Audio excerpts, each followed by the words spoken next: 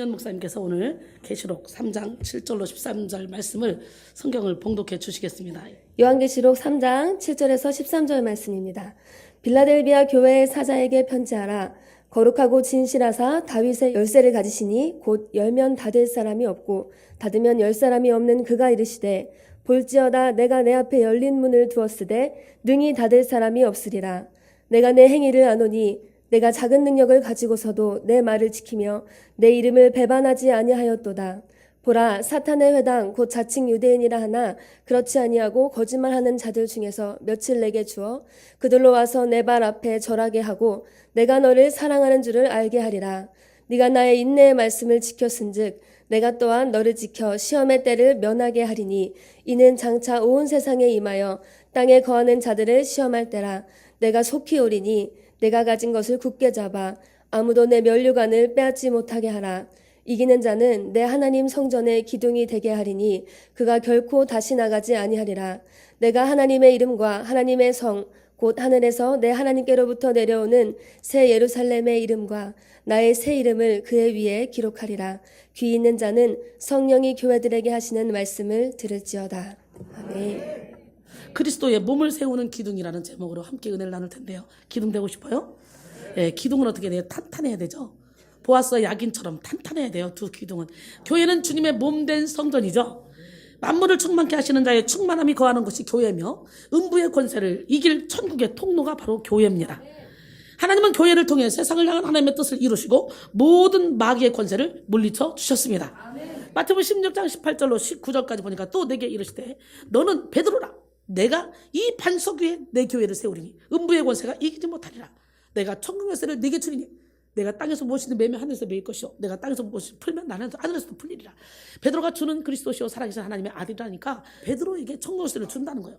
오늘 여러분 이미 주는 그리스도시요 살아계신 하나님의 아들입니다 라고 선포하셨죠? 고백하셨죠? 그러면 천국 열쇠를 이미 여러분에게 주셨어. 그 열쇠 어디다 갖다 놓으셨어? 그 열쇠 찾아서 다시 사용합시다. 풀트르니에는 혼자서는 할 수 없는 것이 있다. 혼자서 할 수 없는 것이 뭘까? 결혼 혼자 못하죠.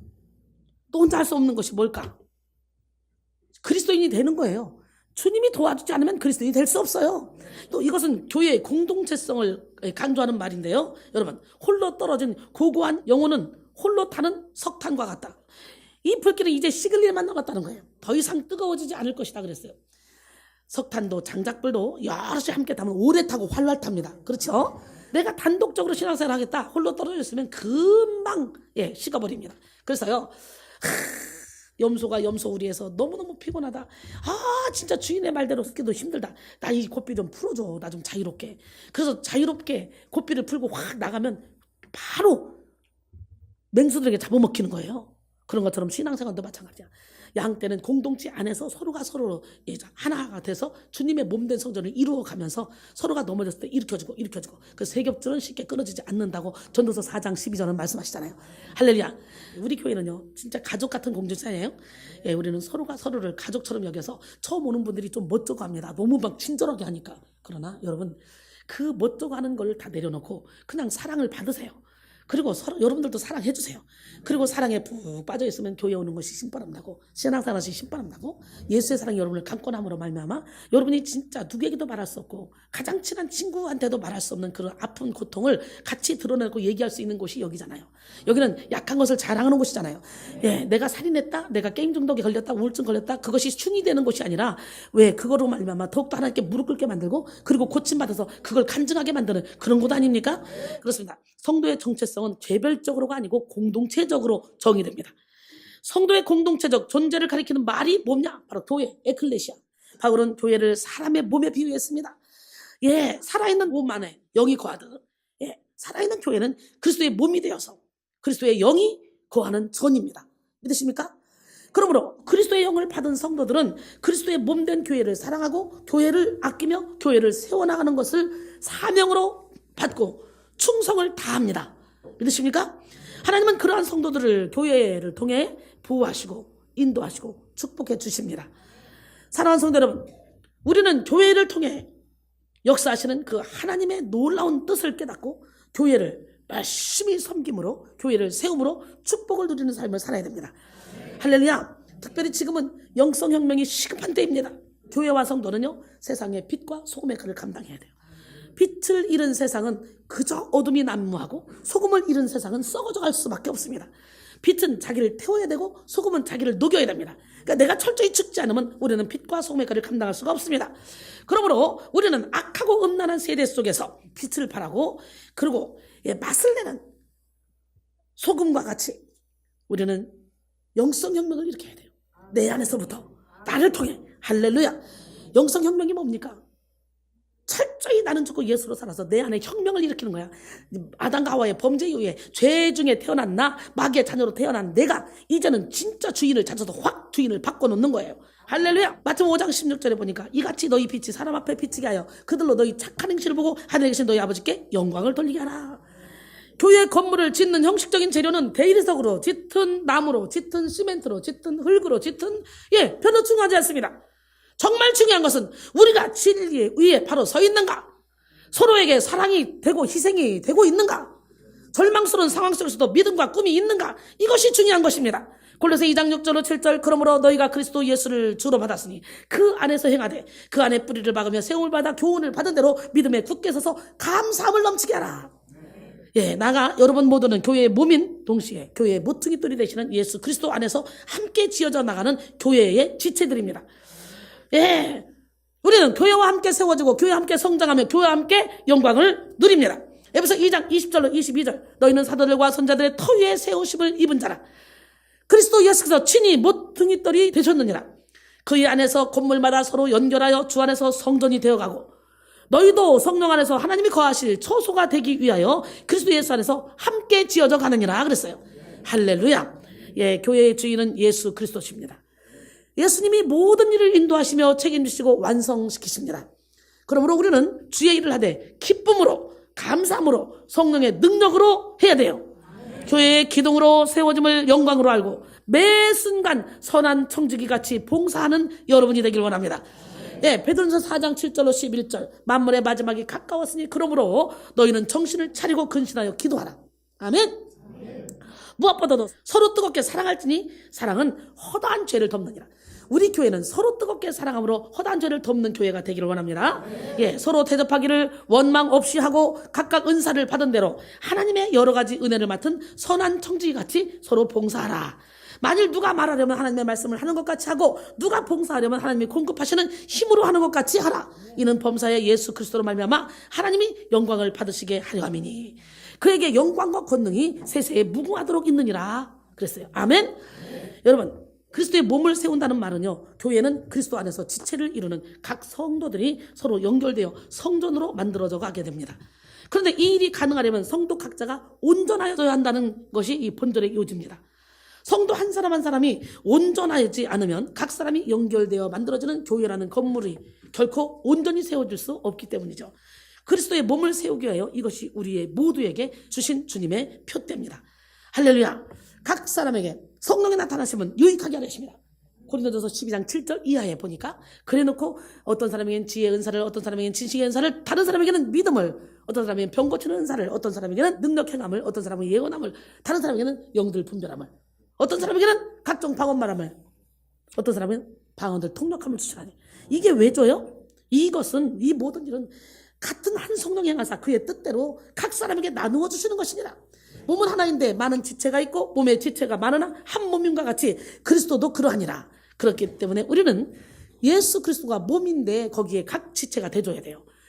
손톱까지도 발톱까지도 다 필요한 것처럼 교회는 모든 사람이 다 하나가 돼서 사랑으로 움직여야 온전한 주님의 몸이 되는 거예요. 교회를 세우기 위해 우리는 아는 것과 믿는 것에 하나가 되어 성장해야 될 줄 믿습니다.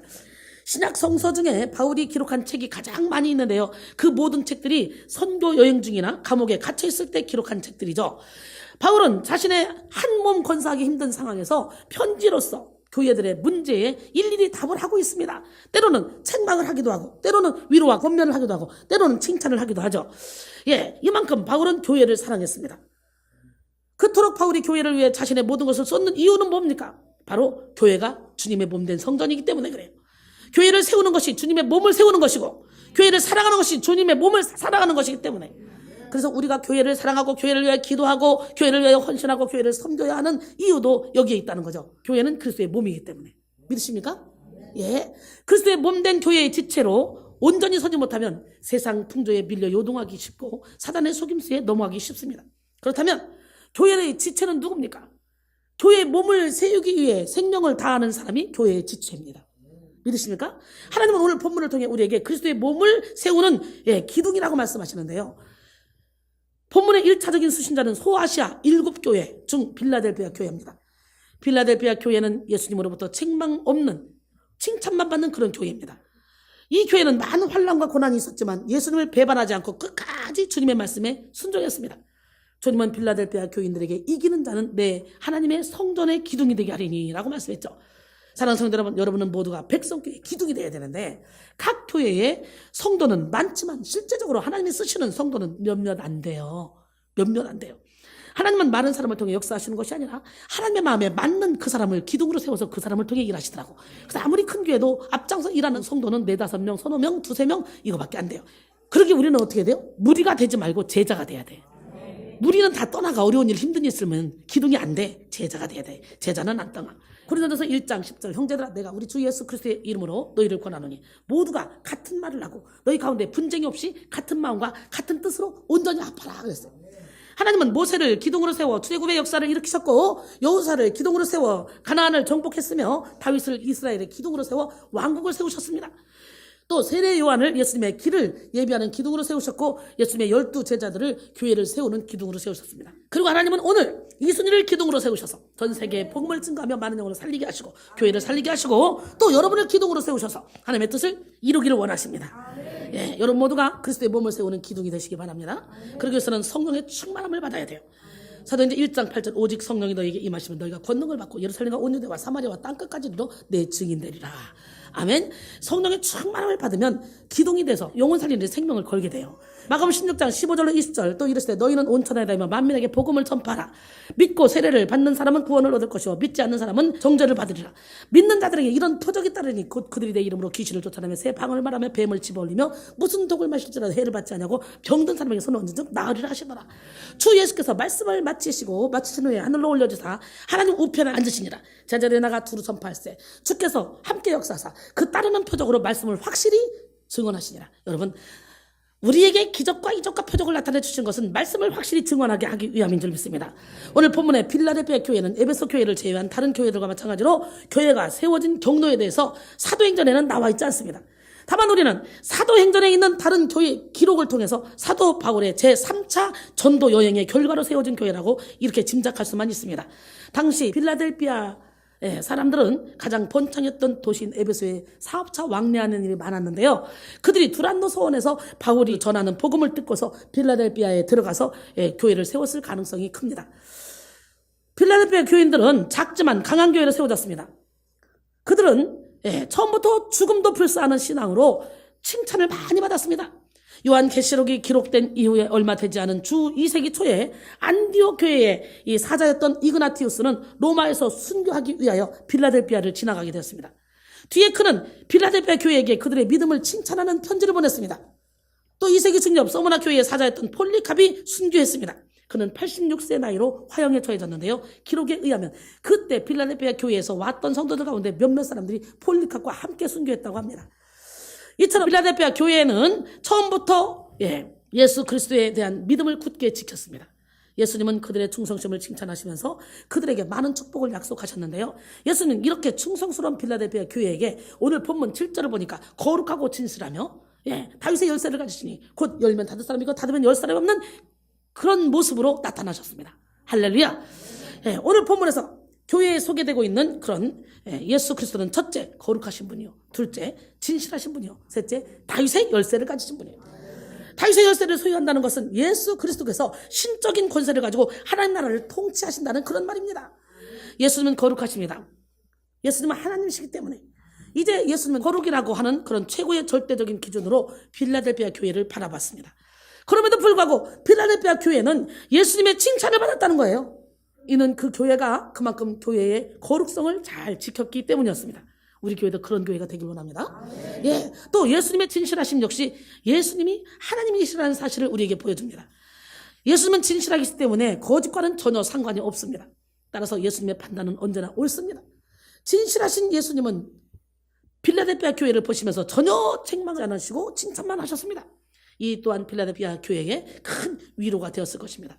이렇게 거룩하고 진실하신 예수님은 다윗의 열쇠를 가지신 분이에요. 이사야 22장 22절에 보니까 내가 또 다윗의 집의 열쇠를 그의 어깨에 두리니 그가 열면 닫을 자가 없겠고 닫으면 열 자가 없으리라 그랬어요. 오늘 우리가 그리스도의 몸된 교회를 세우며 하나님만을 섬길 때 예수님은 다윗의 열쇠를 가지고 우리 앞에 있는 모든 열려야 할 문을 열고 닫아야 할 문을 닫아주십니다.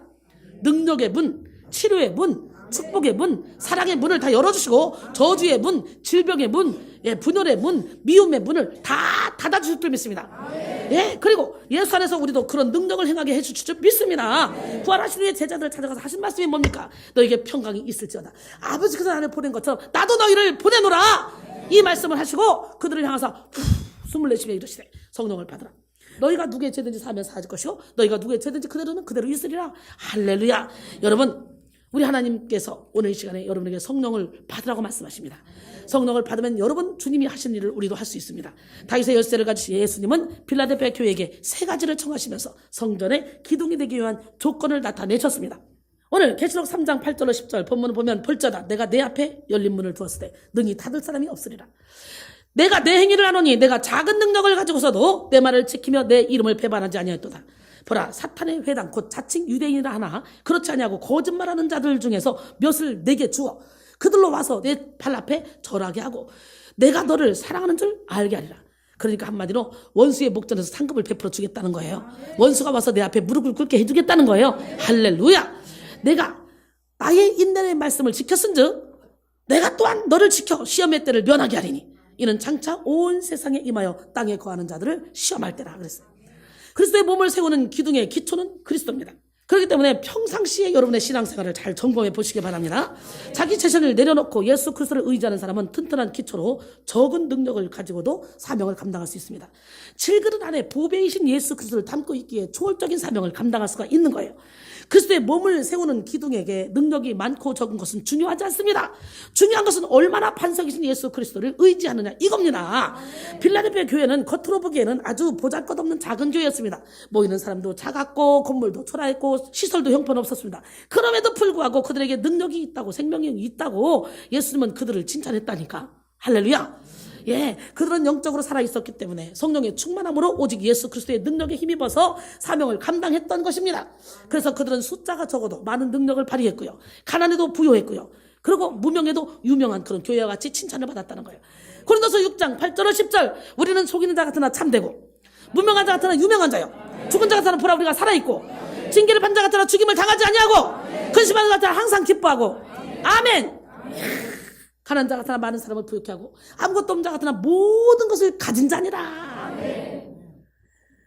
그 다음에 그리스도의 몸을 세우는 기둥은 예수님의 말씀을 지키며 곧아야 됩니다. 첫 번째, 그리스도의 몸을 세우는 기둥은 적은 능력으로도 사명을 감당하도록 기초가 튼튼해야 된다. 첫 번째, 기초가 튼튼해야 되고 두 번째, 말씀을 지키며 곧아야 돼요. 시대대로 업앤다운 되면 아무 필요 없어요. 못 써요. 아무리 능력 가지고 있어도 못 써요. 재정을 맡겼는데 막 재정 통장 가지고 도망가 버려. 그 잠수 타버려. 연락도 안 되고. 어떻게 되겠어요? 그게 교회 망하는 거지. 큰일 나는 거죠. 기둥은 곧아야 돼요. 기둥은 그 건물의 중심이고 힘을 가장 많이 받습니다. 그래서 기둥이 굽거나 휘어지면 힘을 지탱할 수 없기 때문에 건물이 무너집니다. 그리스도의 몸을 세우는 기둥이 곧으려면 예수님의 말씀을 지켜야 돼요. 할렐루야. 필라델피아 교회는 영적으로 죽은 자들처럼 귀가 가려워서 세상의 허탄한 이야기를 듣기를 바라던 그런 사람들이 아니었어요. 그들은 영적으로 살아있었기 때문에 오로지 예수님의 말씀을 마음에 두고 온 힘을 다해 예수님의 말씀에 순종했습니다. 요한복음 14장 23절 24절 예수께서 대답하여 이르시되 사람이 나를 사랑하면 내 말을 지키리니 내 아버지께서 그를 사랑하실 것이요 우리가 그에게 가서 거처를 그와 함께 하리라. 아멘. 나를 사랑하지 아니하는 자는 내 말을 지키지 아니하나니 너희가 듣는 말은 내 말이 아니오 나를 보내신 아버지의 말씀이니라. 그런 것처럼 주의 종을 통해 이순이가 하는 말이 아니라 하나님께서 이순이를 통해 말씀을 하시는 거예요. 그렇기 때문에 이 말씀을 전할 때 아멘으로 받으면 여러분의 영혼육이 살찔 줄 믿습니다. 우리가 예수님을 사랑한다면 예수님의 말씀을 마음에 두며 예수님의 말씀을 지켜야 됩니다. 예수님의 말씀을 지키는 것이 예수를 사랑한다는 증거가 되기 때문이죠. 세 번째, 그리스도의 몸을 세우는 기둥은 예수님을 배반하지 않고 인내하며 흔들리지 말아야 됩니다. 기둥은 절대로 흔들리면 안 돼요. 기둥이 흔들리면 다 뽑혀요. 기둥이 흔들리면 전체가 흔들려. 어떤 핍박과 유혹이 있어도 그리스도의 몸을 세우는 기둥은 흔들리면 안 돼. 이 필라델피아 교회는 유대인들의 핍박을 받아야 했습니다. 타락한 세상의 유혹도 만만치 않았습니다. 그럼에도 불구하고 그들은 예수님의 이름을 배반하지 않았습니다. 그들은 예수를 믿는 믿음을 지키면서 예수님에게 일편단심으로 충성했습니다. 그들은 인내함으로 흔들리지 않았습니다. 고린도전서 4장 1절로 2절. 사람이 마땅히 우리를 그리스도의 일꾼이요 하나님의 비밀을 맡은 자로 여길지어다. 그리고 맡은 자들에게 구할 것은 충성이니라 그랬어요. 그렇습니다. 주위의 어떤 환경과 여건 속에서도 흔들리지 않고 자신이 맡은 일에 직분에 책임을 다하는 그 사람이 바로 충성을 다하는 사람입니다. 어떠한 환경에서도 흔들리지 않고 둔둔히 서서 남들이 알아주든지 몰라주든지 그저 은밀히 보시는 주님께서 모든 것을 아신다는 그런 마음을 가지고 섬겨야 될 줄 믿습니다. 하나님은 그리스도의 몸을 세우는 기둥을 축복하시는데 어떻게 축복하시냐? 예수님은 빌라델피아 교회의 능력과 순종과 충성과 인내를 칭찬하셨죠. 그에 따라 예수님은 빌라델피아 교회에게 열린 문의 축복, 따라합니다. 열린 문의 축복, 영적 권세의 축복, 보호의 축복을 허락하시되 이기는 자에게는 특별히 다음과 같은 축복을 허락했습니다. 영원한 영광과 안전의 축복. 할렐루야. 예수님은 이기는 자를 하나님의 성전에서 기둥이 되게 하실 것이라 이렇게 말씀했잖아요. 여기서 하나님의 성전은 하나님의 영원한 처소인 천국을 상징합니다.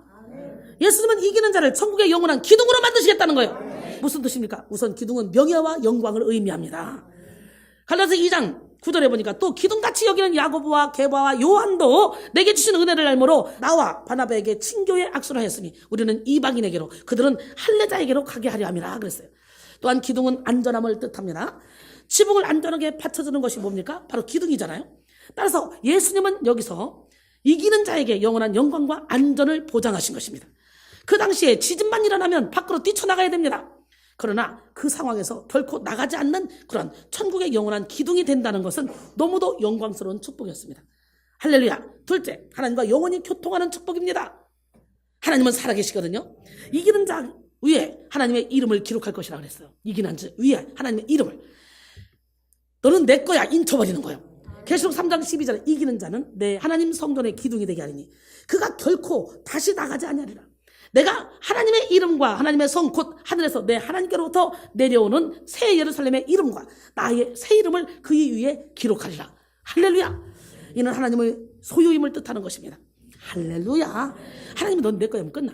그러면 하나님의 그 권세와 능력을 하나님이 확 주셔서 일을 하시는데 그냥 내 혼자 잘났다고 독립적으로 나 뜻대로 할래요. 뭐 지가 뭐 하나님이야? 내가 하는 거야 내가.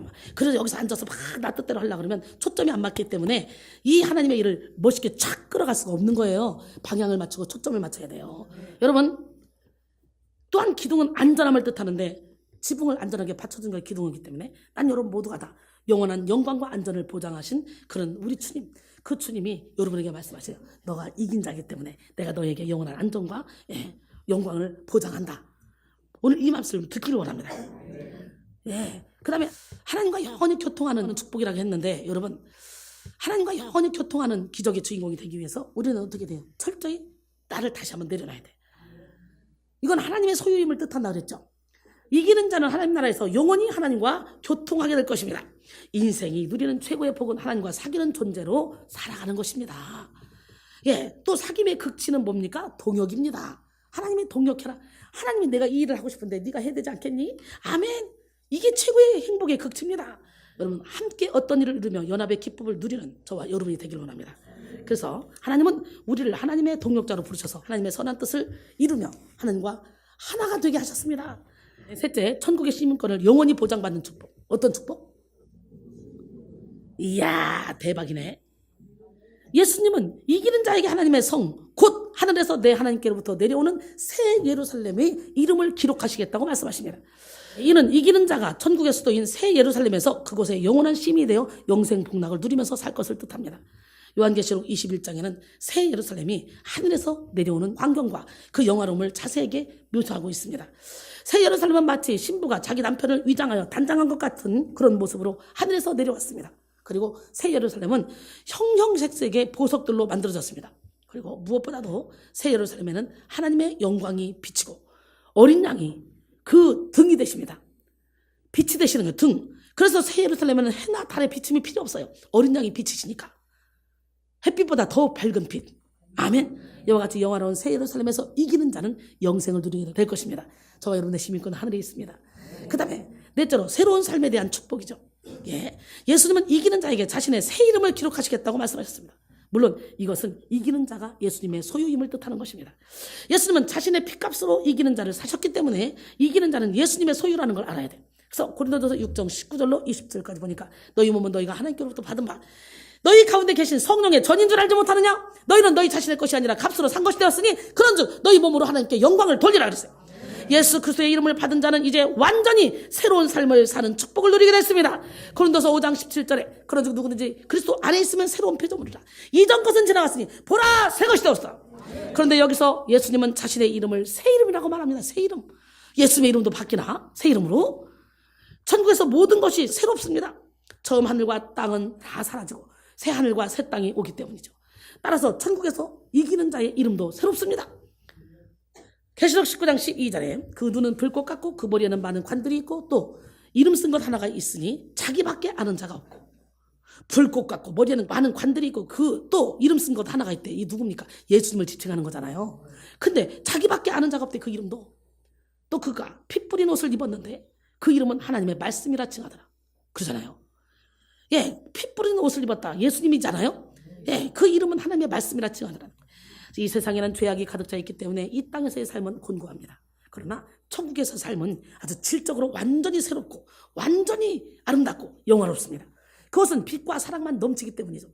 우리는 예수님의 소유이기에 예수님과 함께 천국에서 영원토록 행복하게 살 것입니다.